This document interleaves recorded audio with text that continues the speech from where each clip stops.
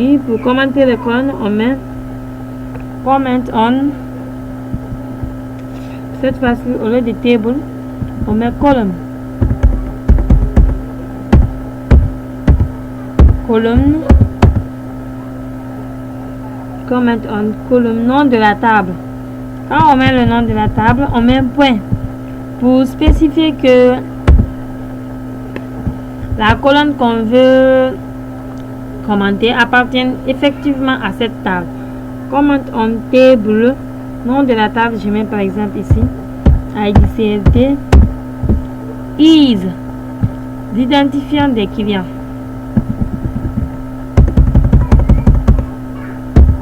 Identifiant des clients. Je tape entrée. Ce commentaire aussi est écrit. Maintenant, nous sommes au niveau des langages. Du langage de données. Ici, l'objectif du sous-langage est de manipuler les données stockées dans les objets de la base de données. Par exemple, manipuler le contenu d'une table.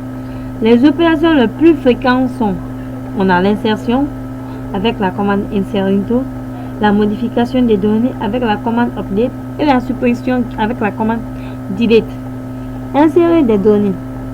Comme nous venons de dire, la commande qui permet d'insérer les données dans une table est la commande insert into. On commence. Insert into table. Quand on met insert into, on met le nom de la table. On met maintenant value. Il y a deux types d'insertion. Il y a insertion totale et l'insertion partielle. Nous ici, on veut faire une insertion totale. On a l'ID du client. Je prends par exemple 1. Je mets virgule. Le nom du client. Si c'est les entiers, on ne les met pas dans les codes. Mais si c'est les chaînes de caractères, on doit les mettre dans les codes. Donc je mets ici nom. Je mets Java.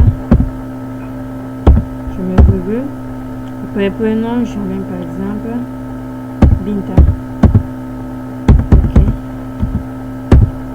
Je mets Binta. Après l'adresse, je mets par exemple Cosa. Ici, on veut faire une insertion totale. Quand on veut faire une insertion totale, on met seulement value et puis j'ai inséré plus que je ne devrais. La colonne adresse a été supprimée, donc ça va déclencher erreur. Ici, la ligne a été insérée.